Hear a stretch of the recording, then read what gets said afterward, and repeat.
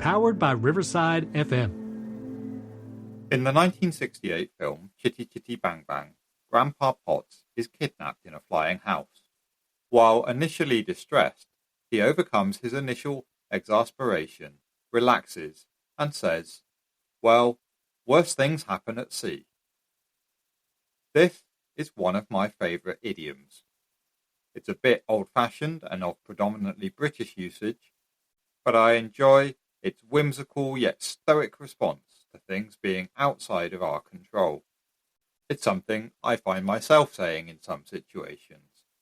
When something mildly bad happens, a response of "worse things happen at sea" calms things down. It is also, to my mind, factually accurate. After short reflection, one does realise that some pretty terrible things do happen at sea. For example, mutiny. 1 minute you're under clear leadership, the next minute the captain's been usurped and thrown overboard. Scurvy, a terrible disease caused by a lack of fresh fruit and vegetables. Getting your 5 a day is a lot easier on land. Walking the plank. It feels like it should have a comedic air to it, but in reality it doesn't. It's just not as fun as diving at the Olympics. Piracy. Again, the historical Caribbean version has an air of knockabout fun to it, but this has been lost in the seriousness and machine guns of modern-day Somali piracy. Oil spills.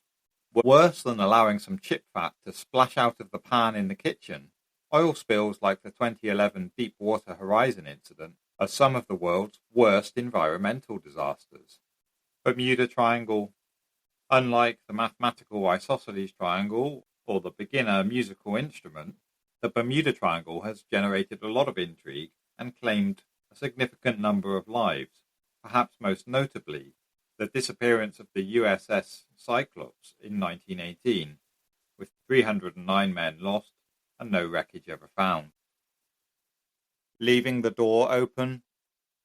At home, the greatest risk from this is an unpleasant cold draft, whereas on a ship this can be terminal, such as the tragic case of the MS Estonia, a large passenger and car ferry whose ferry car door failed en route during heavy seas, leading to the loss of the ship and nearly 1,000 lives. Or finally, the potential counterexample, the fate of the Titanic, where both the sinking of the real-life ship and the film of the same name are equally tragic.